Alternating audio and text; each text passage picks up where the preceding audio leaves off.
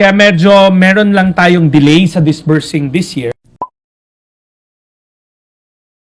Isang magandang araw po sa lahat, lalong-lalo na po sa miyembro ng Pantawid Pamilyang Pilipino Program or 4Ps.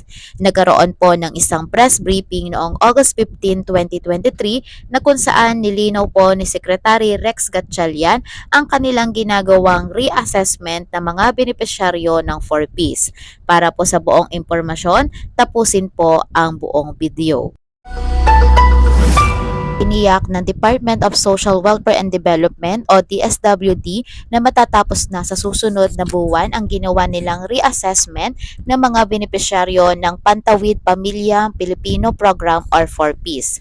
Sa isang ginawang press briefing noong August 15, 2023 sa Malacanang, nilinaw ni Secretary Rex Gatchalian na ito ang dahilan kung bakit nadidelay ang kanilang ginagawang disbursement. Sakop ng kanilang ginagawa ngayong reassessment ang 1.4 million mga benepisyaryo na kinabibilangan ng 700,000 na dati nang tinagbilang non-4 ngunit patuloy pa din ang paghihirap. At ang 700,000 naman ay hindi na-assess dahil sa pandemya na kung saan na hindi nakalabas ang numerators. Kung sakaling mang matapos na ang reassessment, magsisimula na ang payout. Ng aberya at ayaw naman madaliin ng departamento na bigla na lang natin magdidelis or sasabihin natin hindi natin sila re-revisitahin ulit.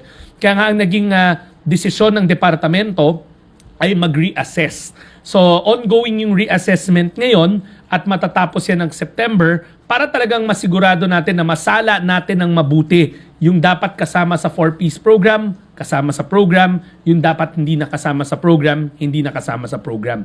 Sinigurado lang natin talagang na, like I said, na na-filter na maayos. Pero come end of September, tapos na yung reassessment na yon, and then what we can do next is now start paying. Ito ang naging dahilan kung bakit ang DSWD ay nagkaroon ng underspending sa first quarter. Hanggang dito po muna. This is Nilignas for my Diary Vlog. Don't forget to like, share, and subscribe hanggang sa muli.